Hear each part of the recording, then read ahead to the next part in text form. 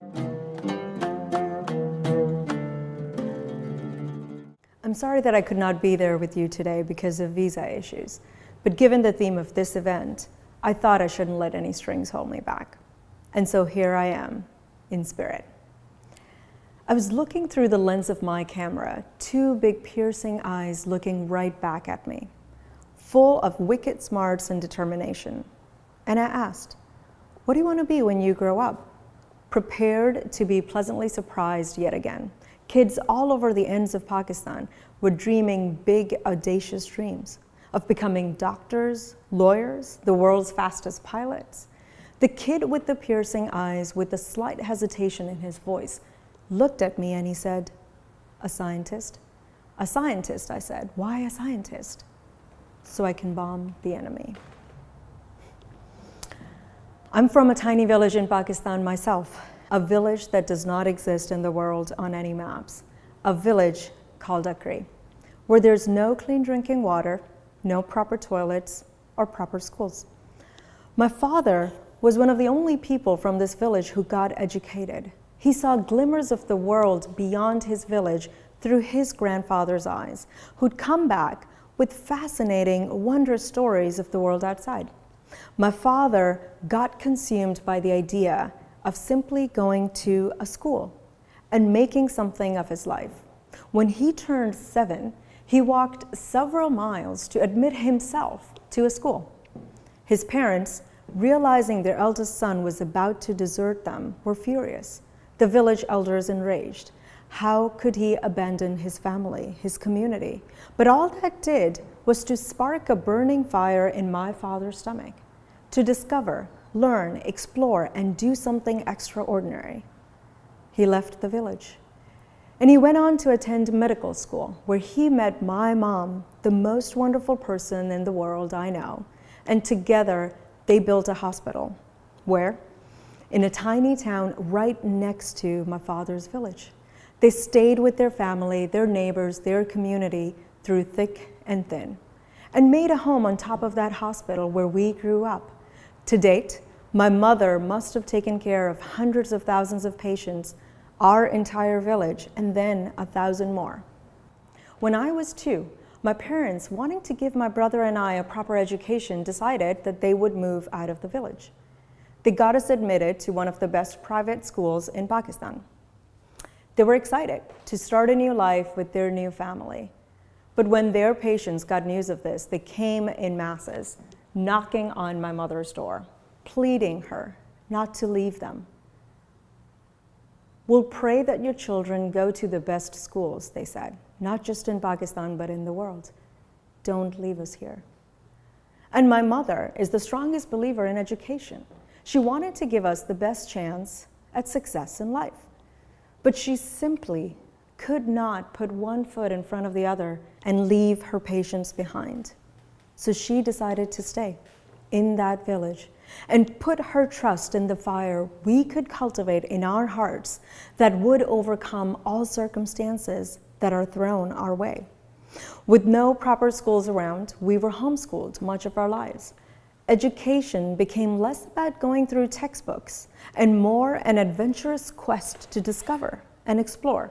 I learned literature from a local fledgling author, basic math from a retired university professor, and biology from the village's resident doctors, my parents. And the fire burned hard. I dreamt of going to the best institutions in the world and charted my path to Harvard, attaining a lifelong dream, and in the process, becoming the only woman in my family to ever leave our village. And my brother made his way to Stanford, just like my mother's patients had wished for us, not in spite of, but because of her circumstances. And just like our father, who got to know the burning desire to educate himself, become a doctor, and serve his village because of his trying past. The thing is, we all come with strings. Think about it. We come with a name, a first and a last name. We're born male or female with a certain color to our skin, a certain ethnicity. We're born into traditions, norms, and expectations. All those are our strings, and our strings can hold us back, And while we may hate our strings, we cannot avoid them.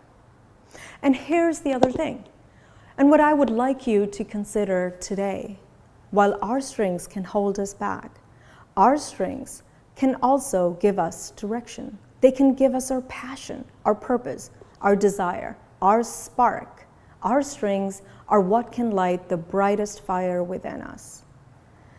So my message to you is, instead of attempting to detach yourself from your strings, from the burdens of your past and that of your identity, and becoming just like the next person, what if you embraced your unique strengths? What if you acknowledged them, let them live, and let them give you your purpose? Because true passion, true desire, true purpose is never instigated without a true fire. During my first semester at Harvard, I got to learn the story of a classmate from Israel, Avi Kramer. A rising star, a kind-hearted, ambitious young man ready to conquer the world with a gentle smile on his face. As he was starting his life at Harvard, his entire world changed around him in a matter of days. Before he knew it, he had lost the ability to walk, talk, move his hands, or feed himself. He was diagnosed with ALS, a rapidly degenerative, fatal illness with no cure or treatment. Every inch of Avi's body was tied to his strings tied shut to his wheelchair, and he was given roughly 1,000 days to live. But instead of preparing for his death, a computer scientist by training, Avi set out to investigate, understand, and decode what was happening to his body. He wanted to figure out why it was that there was no cure for the disease. He looked at each problem one by one, from lack of cross-disciplinary research to limited attention and incentives in the field, and devised a plan against them. He founded Prize for Life, an organization dedicated to novel forms of research and incentives addressing the reasons why the scientific community had not yet found a cure for ALS. It's now been nearly a decade that Avi was first diagnosed, and he's still going strong. He stretched those strings far and wide, and he challenged them just as much as his strings challenged his survival. So my second message to you is that when you look at your strings, realize that your strings are not meant to be left unquestioned. There's no reason why you shouldn't examine your strings, decode them, challenge them, and reform and transform them. If every generation left its strings in place exactly the way they found them, society would never move forward. Instead, if each of us embraced our strings, not so we can be tied down by them, but so we can reshape and reform them and chart a future from our past, we can move the world forward. It was a long, hard-won path to Harvard, but once there, I couldn't stay. Instead of feeling proud, I felt this deep guilt and embarrassment. I couldn't brush aside the fact that while I had come so far, my family, my village, stayed where it was decades ago. I knew the children of Akri dreamt the same dreams I did, and we shared the same strengths, yet their lives and mine felt millions of miles apart. So I left Harvard and went to my village and met hundreds of little children there. I took their pictures so I would always remember them, and I asked them what they wanted to be when they grow up. They shared their crazy, unreasonable dreams with me and filled my heart with love, hope, and finally pride. It was not till I was faced with those two beautiful, piercing eyes right in the middle of my village, my home, looking back at me through my camera lens. Not till that hesitant voice on the tiny frame told me he wanted to be a scientist so he could bomb the enemy, did I make the determination to build a school in Akri. In that moment, I felt I alone bore the responsibility to touch this one kid's life and save 1,000 more. I knew I had to give him the ability to question and challenge his strengths, his society's expectations and assumptions, just like Avi questioned the given assumptions of his time. This was my responsibility. This was my opportunity did I have the option to simply walk away. I started on a mission to raise $100,000 and build a school for 100 children in Akri, a school where I hoped these children could craft and realize purposeful dreams and learn to question, challenge, and reason for themselves. A place where I could create a future for my past.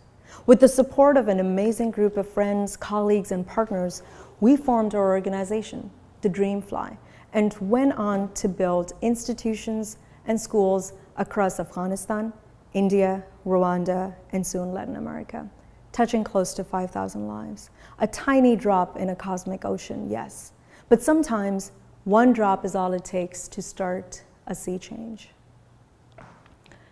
So what we know about strings is that they hold us back. Strings live in the past, and they attach us to our past.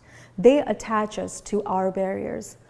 But what we don't realize is that when we pull on those strings, we pull on our barriers just as much as our barriers pull on us. Our strings are the only thing we have that can let us move the heavy mountains of our past into the future with us. So my third and final message to you is this. Take a long look at your own strings, at your roots, your identity, your barriers, and ask yourself, how will you use your unique strings? What will you do with them? What will you let them do to you? Without strings, the most you can do is progress yourself. You can chase your dreams, yes. You can create your future. But in the process of crafting a new identity, a new destination, no strings attached, you would surely lose who you used to be, and with that, who you are.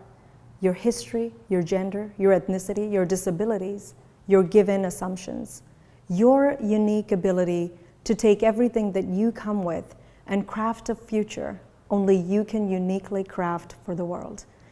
Instead of detaching ourselves from our strings, what if we could see them in their piercing eyes, embrace them, and let them burn our fires?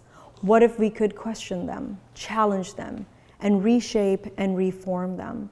What if we could use our strings to pull forward our society, our past, rather than be tied to it, and progress not just ourselves, but our generation, our communities, our worlds with us? Suddenly, life without strings feels too small a life to live.